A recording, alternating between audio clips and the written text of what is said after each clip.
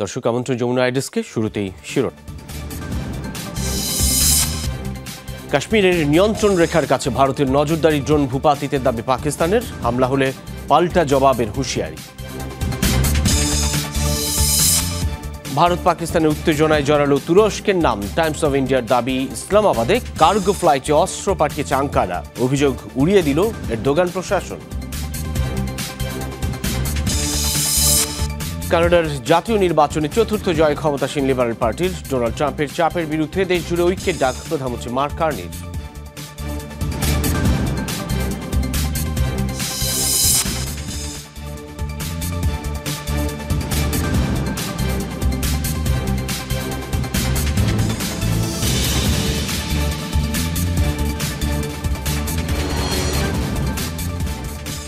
শিরোনাম দেখছিলেন। এসবের বিস্তারিত সহ আন্তর্জাতিক অঙ্গনের আরও কিছু খবর নিয়ে যমুনা আইডেস্কে আপনাদের সঙ্গে আছি আমি সাইফুদ্দিন রবিন।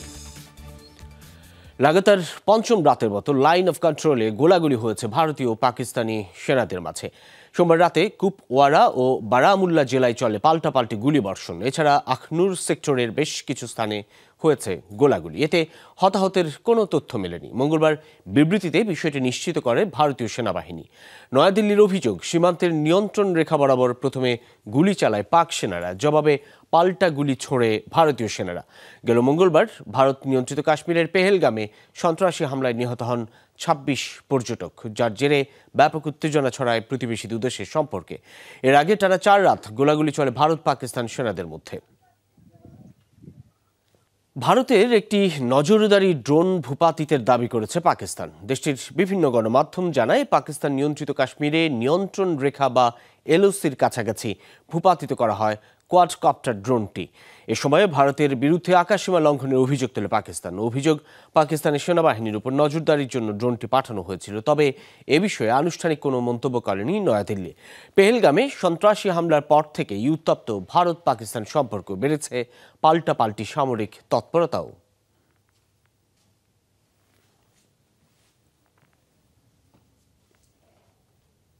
পাকিস্তানে সামরিক অভিযান চালালে উপযুক্ত জবাব পাবে ভারত। বার্তা সংস্থা রয়টার্সকে দেওয়া সাক্ষাৎকারে এই হুঁশিয়ারি দিয়েছেন দেশটির প্রতিরক্ষা মন্ত্রী।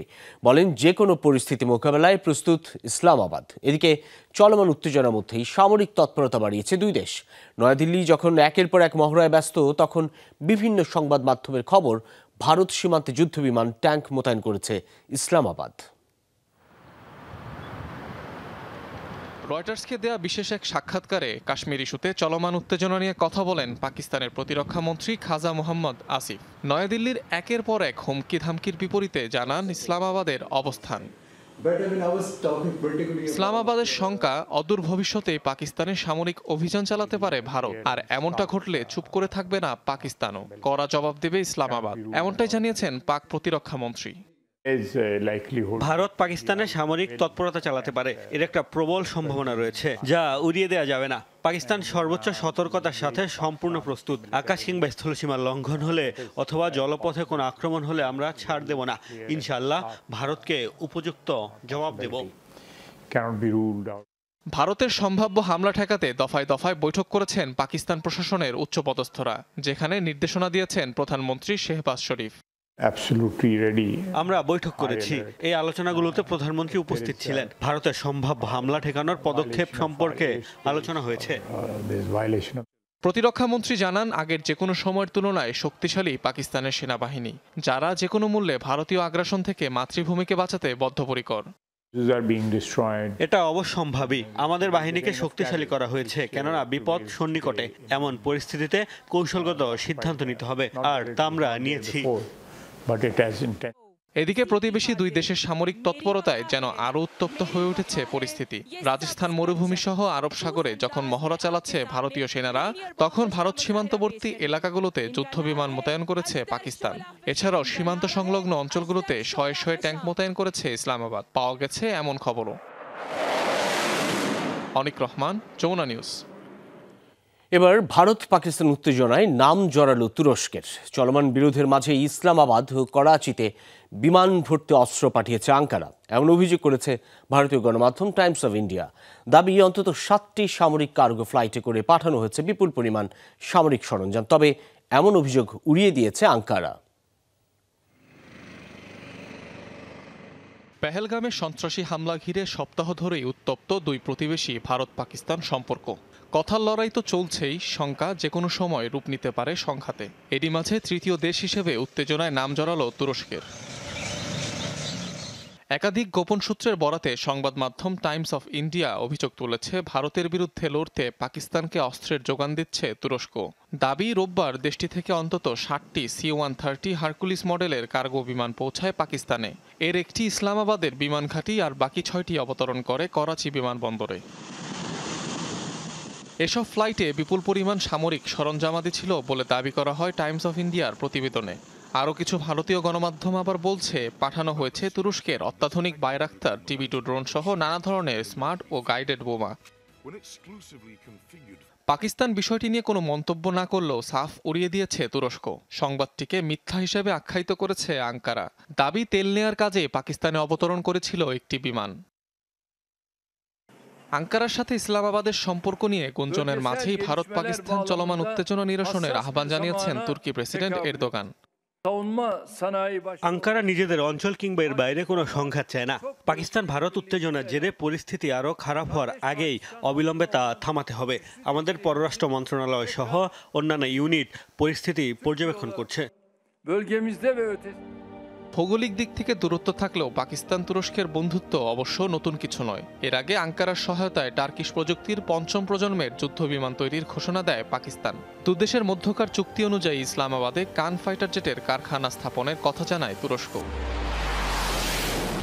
অনিক রহমান, যমুনা নিউজ। ভারতের সেনাবাহিনীর তৎপরতায় এখন কাশ্মীর জুড়ে আতঙ্কে স্থানীয় মুসলিমরা। পেহেলগামে সন্ত্রাসী হামলার জেরে ব্যাপক ধরপাকড় চালানো হচ্ছে। হামলাকারী সন্দেহে গুড়িয়ে দেওয়া হচ্ছে অনেকের বাড়ি ঘর, সহায় সম্বল আর থাকার জায়গা হারিয়ে এখন বাস্তুচ্যুত বেশ কয়েকটি পরিবার। এর পাশাপাশি ভারতের বিভিন্ন রাজ্যেও উঠছে কাশ্মীরি শিক্ষার্থীদের হয়রানির অভিযোগ। সন্ত্রাসী হামলার জেরে স্থানীয় নিরাপরাধদের শাস্তি না দেওয়ার আহ্বান স্থানীয় রাজনীতিকদের। কেবল সন্ত্রাসবাদের সাথে জড়িত সন্দেহেই এ অভিযান। বিস্ফোরণ ঘটিয়ে পেহেলগামে গুড়িয়ে দেওয়া হচ্ছে একের পর এক বাড়ি। মাথা গোঁজার ঠাঁই আর সহায় সম্বল হারিয়ে নিঃস্ব পরিবারগুলো। শুধু সন্দেহের জেরে গোটা পরিবারকে নিঃস্ব করায় ক্ষুব্ধ সাধারণ কাশ্মীরিরা। মোদী সরকারের এই আচরণকে দিচ্ছেন অবিচার আখ্যা। 1 বছর আগে ভাইকে দেখেছিলাম, এরপর আর দেখা হয়নি। সে তো আগেও বাড়ির খোঁজখবর রাখতো না, এখনো যোগাযোগ রাখে না। আপনারা তাকে খুঁজে বের করুন। আমাদের প্রতি এই অবিচার কেন? কাশ্মীর জুড়ে ব্যাপক ধরপাকড় চালাচ্ছে সেনাবাহিনী। এখন পর্যন্ত আটক করা হয়েছে কয়েকশো মুসলিমকে। এই পরিস্থিতিতে গ্রেফতার আতঙ্কে স্থানীয়রা। নিজ অঞ্চল তো বটেই, ভারতের বিভিন্ন রাজ্যেও হয়রানির শিকার কাশ্মীরিরা। অনেক জায়গায় শিক্ষার্থীদের মারধরের অভিযোগ উঠেছে। উত্তরাখণ্ডে 24 ঘন্টার মধ্যে কাশ্মীরি শিক্ষার্থীদের রাজ্য ছেড়ে যাওয়ার নির্দেশ দিয়েছে কট্টরপন্থী একটি সংগঠন। দেশ জুড়ে কাশ্মীরি শিক্ষার্থীরা হয়রানির শিকার। আমরা কেন্দ্রীয় স্বরাষ্ট্রমন্ত্রীকে এ বিষয়ে ব্যবস্থা নিতে চিঠি দিয়েছি। সেই ধারাবাহিকতায় নিরাপত্তার নির্দেশ দিয়েছে সরকার। সন্ত্রাসী হামলায় জড়িতদের বিরুদ্ধে ব্যবস্থা নিতে গিয়ে সাধারণ নিরীহ কাশ্মীরিদের শাস্তি না দেওয়ার আহ্বান স্থানীয় রাজনীতিবিদদের। এদিকে সোশ্যাল মিডিয়ায় পেহেলগামে হামলার জেরে উঠেছে ধর্মীয় বিদ্বেষ ছড়ানোর অভিযোগ। বানানো হচ্ছে বিভিন্ন সাম্প্রদায়িক গান। মোস্তফা মাহমুদ, যমুনা নিউজ। কাশ্মীর নিয়ে ভারতের সাথে উত্তেজনার মাঝেই শক্তিশালী বোমা বিস্ফোরণ ঘটেছে পাকিস্তানে। প্রাণ গেছে কমপক্ষে 7 জনের, আহত বেশ কয়েকজন। সোমবার খাইবার পাখতুনখোয়া প্রদেশে সহিংসতাপ্রবণ দক্ষিণ ওয়াজিরিস্তানে হয় এই হামলা। উড়িয়ে দেওয়া হয় ওয়ানা এলাকার শান্তি কমিটির দফতর। ঘটনার সময় সেখানে বৈঠক চলছিল, তবে হামলা দায় স্বীকার করেনি কোনো গোষ্ঠী। আফগান সীমান্তবর্তী এলাকাটি দীর্ঘদিন ধরেই নিষিদ্ধ ঘোষিত সশস্ত্র গোষ্ঠী তেহরিক-ই-তালেবান বা টিটিপির শক্ত ঘাঁটি। অঞ্চলটিতে হামলা সহিংসতার জন্য দায়ী করা হয় তাদের। গেল কয়েকদিন ধরেই সীমান্তবর্তী এলাকাগুলোই টিটিপির বিরুদ্ধে জোরালো অভিযান চালাচ্ছে পাকিস্তান সেনাবাহিনী। গেল 72 ঘন্টার মধ্যে নিরাপত্তা বাহিনী গুলিতে প্রাণ গেছে কমপক্ষে 71 জনের।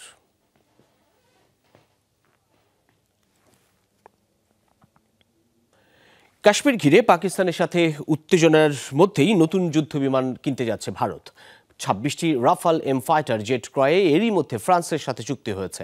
ভারতীয় নৌবাহিনীতে যুক্ত হবে অত্যাধুনিক প্রযুক্তির এই যুদ্ধ বিমান। এতে রয়েছে উন্নত রাডার ব্যবস্থা ও ইলেকট্রনিক ওয়ারফেয়ার, যা সুরক্ষা দিতে পারে শত্রুপক্ষের মিসাইল থেকে এড়াতে পারে নজরদারিও।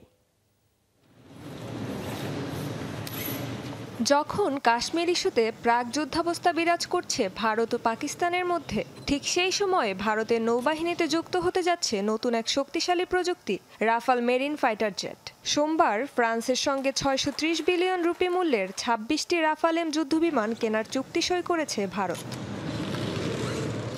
ভারতীয় বিমান বাহিনীতে বর্তমানে ৩৬টি রাফাল যুদ্ধবিমান থাকলেও নৌবাহিনীর বিমানবহর মূলত গঠিত রুশ মিগ-29 জেট নিয়ে। তবে এবারে সংগ্রহে যুক্ত হতে যাচ্ছে ২২টি ১ আসনের এবং ৪টি ২ আসনের রাফাল এম ফাইটার জেট। কিন্তু এই যুদ্ধবিমানটি কেন সবার থেকে আলাদা? রাফাল এম বিশেষভাবে ডিজাইন করা হয়েছে নৌবাহিনীর জন্য, যা রণতরী থেকে সরাসরি উড্ডয়ন এবং অবতরণে সক্ষম। এই যুদ্ধবিমানে ব্যবহার করা হয়েছে উন্নত রাডার এবং নানা ইলেকট্রনিক যুদ্ধ ব্যবস্থা। ক্যারিয়ার ল্যান্ডিংয়ের জন্য শক্তিশালী অবকাঠামো ছাড়াও যুদ্ধযানটির রয়েছে দ্রুত লঞ্চ ও ল্যান্ডিং ক্ষমতা। রাফাল মেরিনের অত্যাধুনিক অস্ত্র ব্যবস্থা এটিকে air to air, air to ground এবং অ্যান্টিশিপ মিসাইল সহ বিভিন্ন ধরনের যুদ্ধে ব্যবহারযোগ্য করে তোলে। এছাড়াও এর সাথে রয়েছে একটি বিশেষ সুরক্ষা প্রযুক্তি, যা শত্রু রাডার ও মিসাইল থেকে বিমানটিকে রক্ষা করতে সক্ষম। পেহেলগামে সন্ত্রাসী হামলার কিছুদিন আগে থেকেই ফ্রান্সের সঙ্গে ভারতের এই চুক্তি নিয়ে আলোচনা চলছিল। তবে হামলার পর বৃদ্ধি পেয়েছে ভারত পাকিস্তান সম্পর্কের উত্তেজনা। আরও প্রবল হচ্ছে যুদ্ধের শঙ্কা। দুদেশই পারমাণবিক শক্তিধর হলেও সামরিক শক্তির দিক থেকে পাকিস্তানের চেয়ে অনেকটাই এগিয়ে ভারত। আর এ লড়াইয়ে রাফাল মেরিন ভারতের শক্তিকে এগিয়ে নেবে আরও এক ধাপ, এমনটাই মনে করছেন বিশ্লেষকরা। রেজওয়ানা সায়মা, যমুনা নিউজ। গাজায় অব্যাহত ইসরায়েলি নারকীয়তা। গেল ২৪ ঘন্টায় আইডিএফ এর অভিযানে প্রাণ হারিয়েছেন কমপক্ষে ৫৬ ফিলিস্তিনি, গুরুতর আহত বহু মানুষ। সোমবার উপত্যকা জুড়ে আবারও বিমান হামলা চালায় আইডিএফ। অভিযানে গাজার পশ্চিম ও উত্তর পশ্চিমাঞ্চলে নিহত হয় ২৬ জন। জাবালিয়া শরণার্থী শিবিরের আশপাশের এলাকায় ইসরায়েলি বাহিনীর গোলাবর্ষণে প্রাণ হারিয়েছেন আরও ১২ ফিলিস্তিনি। তাছাড়া বেইত লাহিয়া, দেইর আল বালাহ আল মাগাজি শরণার্থী শিবির, খান ইউনিস সহ বিভিন্ন এলাকা লক্ষ্য করে একাধিক বোমা হামলা চালায় ইসরায়েলি সেনারা। মারা যায় অন্তত ১৬ বেসামরিক। সব হিসাব নিকাশ পাল্টে দিয়ে কানাডার ক্ষমতায় থেকে যাচ্ছে লিবারেলরা। ১৫৬ আসন নিয়ে জয় পেয়েছে মার্ক কার্নির দল। প্রতিবেশী যুক্তরাষ্ট্রের সাথে শুল্ক আরোপ ঘিরে উত্তেজনা যখন তুঙ্গে, তখন বিশেষজ্ঞ অর্থনীতিবিদ কার্নিকে প্রধানমন্ত্রী হিসেবে বেছে নিল দেশবাসী। ডোনাল্ড ট্রাম্পের চাপিয়ে দেওয়া বাণিজ্য যুদ্ধ মোকাবেলার ম্যান্ডেট দিল কেন্দ্রীয় ব্যাংকের সাবেক গভর্নরকে। চলছিল নির্বাচনী ফল ঘোষণার ক্ষণগণনা। অটোয়ায় লিবারেল পার্টির হেডকোয়ার্টার্সে টানটান উত্তেজনা। বেসরকারি হিসেবে লিবারেল পার্টির জয়ের খবর প্রচার হতেই উল্লাসে ফেটে পড়ে কর্মী সমর্থকরা। আবারও ক্ষমতায় ফিরছে নিশ্চিত হলেও অবশ্য একক সংখ্যাগরিষ্ঠতার জন্য প্রয়োজনীয় ১৭২ আসন মেলেনি। তবে নির্বাচনী প্রচারণার শুরুর দিকে পিছিয়ে থেকেও এমন কামব্যাকে উচ্ছ্বসিত লিবারেলরা। বিজয়ের ভাষণে ঐক্যের আহ্বান জানিয়েছেন মার্ক কার্নি। প্রেসিডেন্ট ট্রাম্প আমাদের বিভক্ত করতে চাইছেন যাতে এদেশ দখল করতে পারেন, তবে তা কখনো হবে না। যুক্তরাষ্ট্রের সাথে আমাদের পুরনো স্থিতিশীল সম্পর্ক শেষ। আমাদের মূল্যবোধ অনুযায়ী কানাডাকে শক্তিশালী করে গড়ে তুলব। কানাডা মুক্ত ছিল আর থাকবে। বছরের শুরুতে কেউ ধারণাও করেনি আবার ক্ষমতায় ফিরবে লিবারেলরা। দলকে খাদের কিনারায় রেখে একরকম কোণঠাসা হয়েই প্রধানমন্ত্রী পদ ছেড়েছিলেন জাস্টিন ট্রুডো। সে পরিস্থিতিতে দায়িত্ব নিয়েছিলেন মার্ক কার্নি। হাল ধরেই দলে নতুন প্রাণ সঞ্চার করেন তিনি। প্রতিবেশী মোড়ল যুক্তরাষ্ট্রে ডোনাল্ড ট্রাম্পের আগ্রাসী শুল্ক নীতি আর কানাডা বিরোধী তোপের কড়া জবাব দিয়ে নিজের অবস্থান শক্ত করেন কার্নি। রোববার প্রচারণার শেষ দিনেও বিশ্বাসঘাতক আখ্যা দিয়ে তুলোধুনো করেন ট্রাম্পকে। আর্থসামাজিক ও ভূ রাজনৈতিক নতুন বাস্তবতা মেনে নিয়েই এগিয়ে চলার প্রত্যয় জানান তিনি, যা মন জয় করে কানাডিয়ানদের। বদলে যায় ভোটের মাঠের চিত্র। হার্ভার্ড ও অক্সফোর্ড বিশ্ববিদ্যালয়ের ডিগ্রিধারী মার্ক কার্নি রাজনীতির ময়দানে একেবারেই নবিশ, তবে অর্থনীতি নিয়ে রয়েছে বিস্তর অভিজ্ঞতা। আর্থিক খাতে কাজ করেছেন লন্ডন, টোকিও, নিউ ইয়র্কে। দায়িত্ব পালন করেছেন ব্যাংক অব কানাডার ডেপুটি গভর্নর হিসেবে। তারই দক্ষতায় বিশ্বমন্দা উতরে গিয়েছিল কানাডা। জলবায়ু ও অর্থনীতি বিষয়ক বিশেষ দূত হিসেবে কাজ করেছেন জাতিসংঘেও। সে অভিজ্ঞতাকে কাজে লাগিয়েই দেশের অর্থনীতির সংকটকালীন মুহূর্ত মোকাবেলায় নিজেকে যোগ্যতম প্রার্থী হিসেবে প্রমাণ করেন মার্ক কার্নি। ডরথি তাস্ট্রিন, যমুনা নিউজ। কানাডার নির্বাচনে পরাজিত হয়েছে নিউ ডেমোক্রেট পার্টির আলোচিত শিখ নেতা জগমিত সিং। নির্বাচনে নিজের দল এনডিপির হয়ে বার্নাবি সেন্ট্রাল আসনের জন্য লড়ছিলেন তিনি, তবে লিবারেল পার্টির নেতা ওয়েড চ্যাংয়ের কাছে হেরে যান খালিস্তানপন্থী এই নেতা। পরাজয়ের পরপরই নিজ দল থেকে পদত্যাগের ঘোষণাও দিয়েছেন জগমিত। মাত্র 27% ভোট পাওয়ায় সোশ্যাল হ্যান্ডেল এক্সে করা একটি পোস্টে তীব্র হতাশা প্রকাশ করেন জগমিত সিং। অবশ্য জানান নিজে হতাশ হলেও তার দল নিয়ে আশাবাদী তিনি। দীর্ঘ 24 ঘন্টারও বেশি সময় পর আবারও বিদ্যুৎ সংযোগ ফিরে এসেছে স্পেন, পর্তুগাল ও ফ্রান্সে। চালু হয়েছে বিমান ও রেল সেবা, স্বাভাবিক হতে শুরু করেছে জনজীবন। তবে ভয়াবহ এই বিদ্যুৎ বিভ্রাটের কারণ নিয়ে তৈরি হয়েছে ধোঁয়াশা। গ্রিড বিপর্যয়ে নাকি নাশকতা, তা নিয়ে চলছে আলোচনা। যদিও গুঞ্জনের পক্ষে এখনও কোনো প্রমাণ মেলেনি বলে জানিয়েছে 3 দেশেরই প্রশাসন। শেষের পথে মুঠোফোনের চার্জ, অনেক আগেই বিচ্ছিন্ন হয়ে গেছে ইন্টারনেট সংযোগ। ফ্লাইট নিয়ে অনিশ্চয়তায় বিমানবন্দরের মেঝেতে রাত্রি যাপন। দীর্ঘ সময়ের জন্য যেন বহু অতীতের প্রযুক্তিহীন কোনো সময়ে ফিরে গেল ইউরোপের 3 দেশ। ভয়াবহ বিদ্যুৎ বিপর্যয়ের সাক্ষী হলো স্পেন, পর্তুগাল ও ফ্রান্স। চলতে চলতে মাঝপথেই থেমে যায় ট্রেন। অগত্যা নেমে রেললাইন ধরে হাঁটতে হয়েছে যাত্রীদের।